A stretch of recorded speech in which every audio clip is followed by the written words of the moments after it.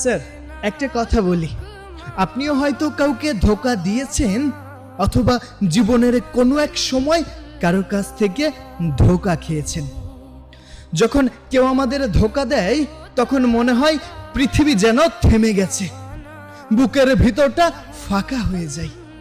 মনে হয় এতদিন যাকে নিজের পৃথিবী ভেবেছিলাম সে কিভাবে এত সহজে সবকিছু ভেঙে দিল। স্যার, আমরা তখন নিজেকে প্রশ্ন করি, আমরা তখন ভাবতে থাকি, মানুষ কি তাহলে এভাবেই মানুষকে আঘাত করে?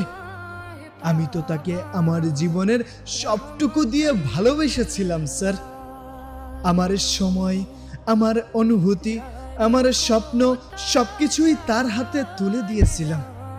তাহলে সে কেন আমাকে ধোঁকা দিল?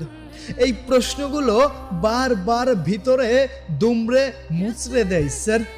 কিন্তু সময়ের সাথে সাথে মানুষ বেঁচে থাকে, কষ্টটা ধীরে ধীরে সহ্য করতে শিখে যায় স্যার। জীবন থেমে থাকে না।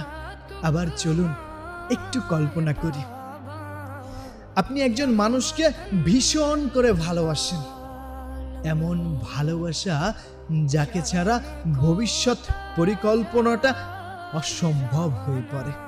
তার হাসি দেখলে আপনার দিন ভালো যায়, তার কষ্টে আপনার চোখে পানি এসে দাঁড়ায়। ভালোবাসা কি সেটা আপনি আগে কখনোই জানতেন না, সেই আপনাকে শিখিয়েছিল ভালোবাসার অর্থ।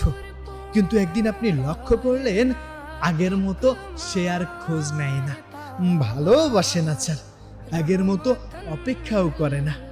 আপনার মেসেজের উত্তর দিতে যে মানুষটা 1 সেকেন্ড দেরি করতো না, time to time send to reply, আজ সে ঘন্টার পর ঘন্টা আপনাকে অপেক্ষায় রাখে।